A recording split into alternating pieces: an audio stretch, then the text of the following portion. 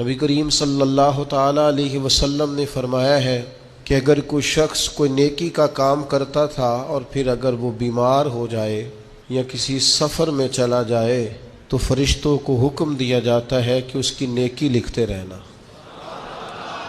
اس کا اجر لکھتے رہنا، اس لیے کہ مومنین کا اجر کبھی ختم نہیں ہوتا۔ آپ کبھی غور فرمائیں کہ جب اتنا کسی کو اجر ملتا ہے، اتنا اجر ملتا ہے کہ وہ کبھی ختم نہیں ہوگا، تو پھر کرنے کا کام یہ ہے کہ ہم خیر کے کاموں کی منصوبہ بندی کریں،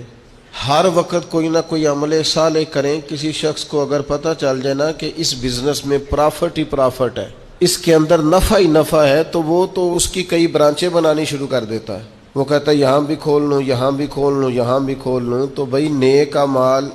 ایسا اجر والا عمل ہے کہ جس کا اجر کبھی ختم ہی نہیں ہوگا۔ نبی کریم صلی اللہ تعالیٰ علیہ وسلم نے فرمایا ہے کہ اگر کوئی شخص کوئی نیکی کا کام کرتا تھا اور پھر اگر وہ بیمار ہو جائے یا کسی سفر میں چلا جائے تو فرشتوں کو حکم دیا جاتا ہے کہ اس کی نیکی لکھتے رہنا،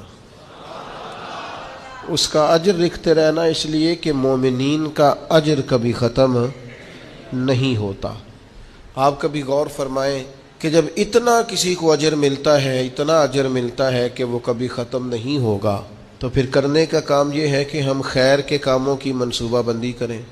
ہر وقت کوئی نہ کوئی عمل صالح کریں۔ کسی شخص کو اگر پتہ چل جائے نا کہ اس بزنس میں پرافٹ ہی پرافٹ ہے، اس کے اندر نفع ہی نفع ہے، تو وہ تو اس کی کئی برانچیں بنانی شروع کر دیتا ہے۔ وہ کہتا ہے یہاں بھی کھول لوں، یہاں بھی کھول لوں، یہاں بھی کھول لوں۔ تو بھائی نیک اعمال